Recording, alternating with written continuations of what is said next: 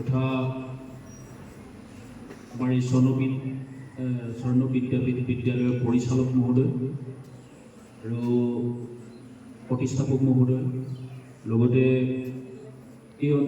এই বিদ্যালয়ত শিক্ষকতা কৰা মোৰ সন্মানীয় শিক্ষাগুৰুসকল, নিৰ্যাতন বিৰোধী ঐক্য মঞ্চৰ বিভিন্ন পদবী মোৰ সতীৰ্থসকল আৰু মোৰ মৰমৰ ছাত্ৰ ছাত্ৰীসকল, আজিৰ দিনটো আপোনালোকে হয়তো সকলোৱে উপলব্ধি কৰিছে যে 5 জুন এই দিনটো ৰাষ্ট্ৰসংঘৰ এটা বিশ্ব পাৰিপাৰ্শ্বিক দিৱস হিচাপে তেওঁলোকে উদযাপন কৰিছে আৰু এটা উদযাপনৰ দিন হিচাপে চিহ্নিত কৰিছে। গোটেই সমগ্ৰ বিশ্বতে আজি বিশ্ব পাৰিপাৰ্শ্বিক দিৱস আৰু আপোনালোকে হয়তো গম পাব বা সকলো ছাত্ৰ ছাত্ৰী বা আমাৰ ইয়াত থকা সকলো লোকেই আমি আজি অৱগত হৈছোঁ যে ইংলেণ্ডত বা ইউৰোপত যেতিয়া শিল্প বিপ্লৱ হৈছিল, শিল্প বিপ্লৱৰ পৰৱৰ্তী সময়ত যি কল কাৰখানাৰ আমাৰ উন্নত সমাজ জীৱন বা উন্নত সমাজ জীৱনৰ এটা আলম লৈ বিভিন্ন কল কাৰখানা গঢ় লৈ উঠাত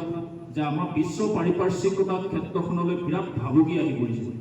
দেখিছে আমাৰ দৈনিক আমাৰ কল কাৰখানাবিলাকে আমাৰ যিটো প্ৰাকৃতিক পৰিৱেশ, যিটো জলবায়ুৰ যি পৰিৱেশ, এই পৰিৱেশটো সাংঘাতিক ধৰণে বিনষ্ট কৰিছে। আমাৰ মাটি, পানী, বায়ু সকলোতে এতিয়া প্ৰদূষিত হৈছে। আমাৰ এনে এটা পৰিৱেশলৈ গুচি গৈছে পৃথিৱীখন যে মানৱ জাতিক বৰ্তি থকা, অকল মানৱ জাতি কিয় প্ৰাণীকুল বৰ্তি থকাটো এটা মানে ডাঙৰ বিপদৰ সন্মুখীন হ'বলগীয়া হৈছে। যে আপোনালোকে দেখিছে, হয়তো তোমালোকে দেখি গম পাবা যে এইবাৰ কি হৈছে যে দিল্লীত অন্ততঃ 52 কিমান ডিগ্ৰী চেলচিয়াছলৈ আপোনাৰ তাপমাত্ৰা ঊৰ্ধ্বগামী হৈছে আৰু অকল ইউৰোপতো ইয়াৰ মানে আপোনাৰ মাত্ৰা বাঢ়িছে। আমি আচলতে ইউৰোপখন এখন ঠাণ্ডা মহাদেশ বুলি জানো যে এইখনতো কিন্তু আপোনাৰ তাতো কিন্তু এতিয়া মানে আপোনাৰ গৰমৰ উৎপাত বাঢ়িছে। চীনতো তেনেকুৱা হৈছে, আনকি আৰৱত হৈছে। বিশ্বৰ বিভিন্ন প্ৰান্তে প্ৰান্তে এতিয়া কিন্তু উষ্ণতা বৃদ্ধি হৈছে, গোলকীয় উষ্ণতা বৃদ্ধি হৈছে, যাৰ ফলত মানৱ জাতি টিকি থকাটোৱে এটা মানে সমস্যাৰ সন্মুখীন হ'বলগীয়া হৈছে। যে আচলতে বিশ্বত যদি আমি পাৰিপাৰ্শ্বিকতাৰ প্ৰতি সজাগ নহওঁ, খুব কম সময়ৰ ভিতৰত কিন্তু পৃথিৱীখনত মানৱ জাতি বা প্ৰাণীটোৰ টিকি থকাটো এটা মানে সম্ভৱ হৈ নুঠিব পাৰে বা মানে এটা অসম্ভৱ হৈ পৰিব পাৰে বা মানৱ জাতি জীয়াই নাথাকিব বা প্ৰাণীটোৰ জীয়াই নাথাকিব পাৰে। গতিকে মই ভাবোঁ যে কি আমি কিন্তু আজিৰ দিনটোত পাৰিপাৰ্শ্বিকতাৰ প্ৰতি আমি বিৰাট সজাগ হোৱাৰ সময় আহি পৰিছে। তো আজি আপুনি দেখিছে চাৰিওফালে মানুহে গছ গছনি কাটি তহিলং কৰিছে। আমি যদি চাওঁ গুৱাহাটী পাহাৰখনকে দেখোঁ, তাতে একদম দিনক দিনে আপোনাৰ JCB ফকলেণ্ড লগাই পাহাৰবিলাক খহাই আছে আৰু পাহাৰবিলাক খহাই থকাৰ ফলত আপোনাৰ পাৰিপাৰ্শ্বিকতা বিনষ্ট হোৱাৰ ফলত বৰষুণৰ পৰিমাণ কমি গৈছে। বৰষুণৰ পৰিমাণ কমি যোৱাৰ ফলত আমাৰ খেতিপথাৰবিলাক আমাৰ ভাল হোৱা নাই। খেতিপথাৰবিলাকৰ বৰষুণৰ অভাৱত আমাৰ খেতিপথাৰ আমি যেনেধৰণে হ'ব লাগে খেতিপথাৰ হোৱা নাই। আমাৰ মানে গোটেই সমস্ত আমি আচলতে এটা ইক'চিষ্টেমৰ এটা চেইনৰ আকাৰত আমি মানে মানুহ আৰু প্ৰাণীকুল আমি ভৰ্তি আছোঁ। উদ্ভিদ নাথাকিলে যেনেকৈ প্ৰাণী নাথাকিব, প্ৰাণী নাথাকিলেও উদ্ভিদ নাথাকিব। আচলতে বস্তুটো এটা আনটোৰ পৰিপূৰক, যে এটা হ'লেহে এটা থাকিব বা এটা নহ'লে আনটো নাথাকে। গতিকে আমি আচলতে কি হয়, মানৱ জাতিয়ে আমি ব্যাপক হাৰত আমি বনাঞ্চল ধ্বংস কৰিছোঁ। আমি দেখিছোঁ যে আজি হয়তো 30-40 বছৰ আগৰ পৃথিৱীতকৈ এতিয়া পৃথিৱীখন বহুত পৰিৱৰ্তন হ'ল। তেতিয়া আপোনাৰ গছ গছনি হাবি জংঘলে ভৰ্তি আছিলে, কিন্তু আজিকালি আমাৰ উন্নয়ন নামত আমি ঘৰ দুৱাৰ সজা নামত জনসংখ্যা আমাৰ যেনেধৰণে বিস্ফোৰণ হৈছে, যাৰ পৰিণতিত আমি গছ গছনিবিলাক কাটি দিছোঁ। আমাৰ নিজৰ সুবিধাৰ কাৰণে আমি গছ গছনি নষ্ট কৰিছোঁ, পাহাৰবিলাকৰ গছ গছনি কাটি দিছোঁ। বা আমাৰ আজি এনেকুৱা এটা হ'ল যে আমাৰ প্ৰাণীবোৰৰো আজি বহুত অসুবিধা হৈছে।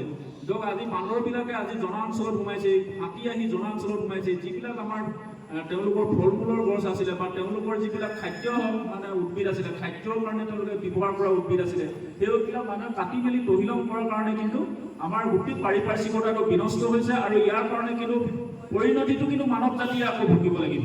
মানৱ জাতিৰ কাৰণে ই ধ্বংস হৈছে আৰু মানৱ জাতিয়ে ভুগিব লাগিব। গতিকে মই ভাবোঁ যে কি আজি যদি আপোনালোকে শুনি আৰু এটা ভাল পাব, আমি আমাৰ উত্তৰ পূৰ্বাঞ্চলত আমি সচৰাচৰ ভাবোঁ যে আমাৰ ইয়াত ধৰক আপেলৰ লেখীয়া খেতি নহয়, কিন্তু মই জানো যে নাগালেণ্ডত আচলতে তেওঁলোকৰ সশস্ত্ৰ বাহিনী বিশেষ ক্ষমতা আইন চলি থকা সময়ত তাত সেনা বাহিনীয়ে বিভিন্ন অঞ্চল ব্যাপী দি ধৰিছিলে বিদ্ৰোহী দমনৰ নামত। কিন্তু এখন গাঁৱত যেতিয়া মানে আপোনাৰ ইণ্ডো ম্যানমাৰ সীমান্তৰ এখন গাঁৱত মানে এজন কিন্তু আৰ্মি জোৱানে হুদুৰ আপোনাৰ কাশ্মীৰৰ পৰা কেইটামান আপেলৰ পুলি প্ৰথমতে আনি পেলাই তাত ৰোপণ কৰিছিলে। এতিয়া সেই আপেল মানে সেই অঞ্চলটো এটা অৰ্থনীতিৰ কাৰণে মানে শস্য অৰ্থনীতি বা কৃষি অৰ্থনীতিত এটা ব্যাপক প্ৰভাৱ পেলাইছে। কাৰণ সেই পুলিকেইটাই আলম লৈ এতিয়া তাত বহুতবিলাক আপেলৰ বাৰী, আপেলৰ বাগান গঢ় লৈ উঠিছে। আৰু আপেলৰ বাগান আৰু আপেলৰ মানে আপোনাৰ খেতিয়ে তাৰ মানুহৰ অৰ্থনৈতিক বা ঘৰুৱা অৰ্থনীতিলৈ টকা আহিছে, মানুহে আপেল বিক্ৰী কৰিব পৰা হৈছে, যথেষ্ট আপেলৰ উৎপাদন হৈছে। গতিকে আমি ভাবোঁ যে কি আমি বাহিৰৰ যিবিলাক উদ্ভিদ আমাৰ বাহিৰ জেগাত বা আমাৰ অন্য ঠাইত পৃথিৱীৰ বিভিন্ন প্ৰান্তৰ বা ভাৰতবৰ্ষৰ বিভিন্ন ঠাইত যদি উদ্ভিদ বা ফল আমি নিজৰ ঘৰৰ বাৰী বা অন্যান্য জেগাতো আমি যদি কেতিয়াবা ৰোপণ কৰি চাওঁ, আমি নাজানো যে কিছু আমাৰ সেই ঠাইৰ মূল্যৱান ফল মূলো আমাৰ ইয়াত কেতিয়াবা আমাৰ মাটি বায়ুৰ লগত মানে সম্পৃক্ত থকা বা আমাৰ এটা উৎপাদনৰ এটা ফলপ্ৰসূ ব্যৱস্থা গঢ় লৈ উঠিব পাৰে। গতিকে আমি যিমান পাৰোঁ আমি চাওঁ এতিয়া আমি বিভিন্ন সময়ত আমি বিভিন্ন অনুষ্ঠান প্ৰতিষ্ঠান পাতোঁ আৰু আমি বৃক্ষৰোপণ কাৰ্যসূচীত আমি প্ৰত্যেকে যদি ভাবোঁ আমাৰ জন্মদিনত আমি অন্ততঃ 2টা বা 3টা পুলি ৰুওঁ বুলি যদি ভাবোঁ, আমি যদি ভাবোঁ যে কি আমাৰ অন্ততঃ বোলে আমাৰ বিশেষ দিনবিলাকত ঘৰুৱা যিবিলাক আমাৰ বিশেষ দিন কিছুমান থাকে, ধৰক আমি অসমীয়া মানুহে আমাৰ সংস্কৃতিবান মানুহ বা আমাৰ সাংস্কৃতিকভাৱে আমাৰ কিছুমান পৰম্পৰা বা আমাৰ কৰ্ম থাকে, ধৰক যিবিলাক কৰ্মত যদি আমি প্ৰত্যেক মানুহে ভাবোঁ যে আমি এজোপা নহয় 2জোপা গছ পুলি ৰোপণ কৰোঁ, নিশ্চয় আমি দেখিম যে আমি গোটেই লাভৱান হ'ম। আৰু তোমালোকে হয়তো ছাত্ৰ ছাত্ৰীবিলাকে জানিবা, হয়তো তোমালোকে হয়তো বিজ্ঞানত পঢ়িছা যে আপোনাৰ উদ্ভিদে উশাহত মানে কাৰ্বন ডাই অক্সাইড গ্ৰহণ কৰে, প্ৰাণীয়ে যিহেতু আপোনাৰ অক্সিজেন গ্ৰহণ কৰে। গতিকে হ'ল কি উদ্ভিদে কাৰ্বন ডাই অক্সাইড গ্ৰহণ কৰে কিন্তু অক্সিজেন এৰি দিয়ে, আৰু মানুহে কিন্তু আপোনাৰ অক্সিজেন গ্ৰহণ কৰে কিন্তু কাৰ্বন ডাই অক্সাইড এৰি দিয়ে। গতিকে কিন্তু উদ্ভিদ নহ'লে আমাৰ কিন্তু আপোনাৰ অক্সিজেনৰ ক্ষেত্ৰতো আমাৰ বহুত সমস্যা আহিব। অক্সিজেন আমাক যোগান ধৰা মূল বস্তুটোৱে হৈছে আমাৰ উদ্ভিদ।